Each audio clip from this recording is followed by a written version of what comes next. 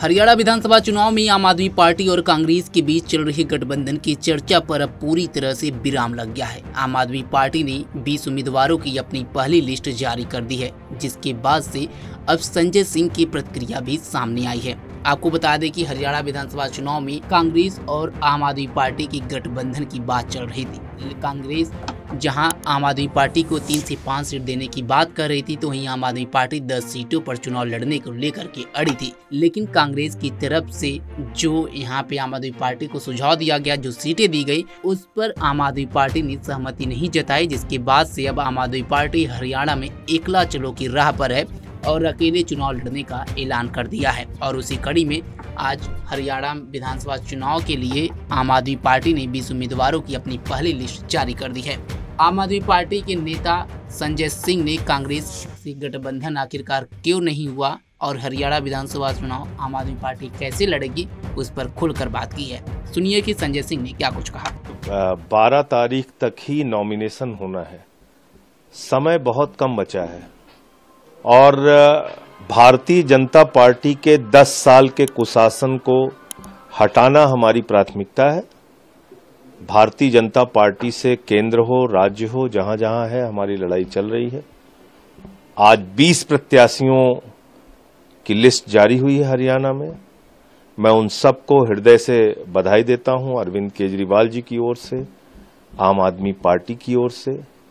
और जो 5 गारंटी हमारी अरविंद केजरीवाल की गारंटी जो हरियाणा के लोगों के लिए है, उसको पूरा करने के लिए हम लोग प्रतिबद्ध हैं और मजबूती से चुनाव लड़ेंगे। लेकिन आम आदमी पार्टी अपने उदय काल से लेकर अब तक अकेले दम पर चुनाव लड़ती रही है, लेकिन पहली बार दिखा जैसे आम आदमी पार्टी भी सकारात्मक रूप के साथ गठबंधन के लिए आगे बढ़ रही है। अड़चन कहाँ आई जिस वजह से नहीं हो पाया? अब उसकी चर्चा करने का कोई मतलब नहीं है। अभी तो हमारा पहला फोकस ये है कि 10 साल से हरियाणा में जो बीजेपी का कुशासन चल रहा है, जिस तरीके से वहां किसानों के साथ अन्याय हुआ, नौजवानों के साथ अन्याय हुआ, बेरोजगारी एक बहुत बड़ी समस्या है, उस कुशासन को कैसे हटाना है, ये हमारी प्राथमिकता है और उसके लिए हम लोग काम करेंगे। क्या ये तय माना जाए कि अब गठबंधन के सारे रास्ते बंद हो चुके हैं? अब आज तो 20 प्रत्याशियों की सूची आई है, अब जल्दी और सूचियां आएंगी आपके सामने, जल्दी आएंगी। कोई पहल कांग्रेस की तरफ से की गई फिर? अब फिर उन्हीं बातों को उधर से अब वो बात करने का कोई अर्थ नहीं है, उनको छोड़ दीजिए। अभी तो आगे बढ़ रहे हैं हम लोग। अपनी लिस्ट, पहली लिस्ट जारी कर चुके हैं और दूसरी लिस्ट भी जल्दी आ जाएगी। तो हरियाणा में आम आदमी पार्टी एक मजबूत संख्या बल के साथ, मजबूती के साथ चुनाव लड़ेंगे। और हमने 15 दिन में 45 रैलियां की हैं और सुनीता केजरीवाल जी, मनीष सिसोदिया जी, भगवंत मान जी, मैं स्वयं वहां पे, और हमारे जो वहां के लीडर हैं, वो चाहे सुशील गुप्ता जी हों, बाकी लोग, सब लोग मेहनत से काम कर रहे हैं। और एक एक कार्यकर्ता हरियाणा का, उसने बड़ी मेहनत की है पार्टी के लिए। 5,29,000 के करीब वोट भी मिला था सुशील गुप्ता जी जब लोकसभा का चुनाव कुरुक्षेत्र में लड़े थे। तो मजबूती से हम लोग चुनाव लड़ेंगे। इस त्रिकोणीय मुकाबले में क्या भाजपा को कोई लाभ? भाजपा बुरी तरीके से हारेगी, ये आप लिख के रख लीजिए।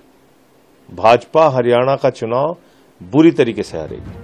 आपको बता दें कि हरियाणा में विधानसभा का चुनाव 5 अक्टूबर को संपन्न होगा, जिसके बाद से 8 अक्टूबर को चुनाव परिणाम घोषित किए जाएंगे।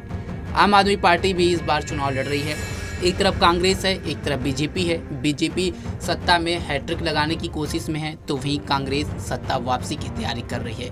देखना होगा कि हरियाणा की सत्ता इस बार किसके तरफ जाती है। इस खबर पर आपकी क्या राय है, कमेंट बॉक्स में जरूर बताएं। तमाम खबरों के लिए जुड़े रहे हमारे साथ और देखते रहें punjabkesari.com।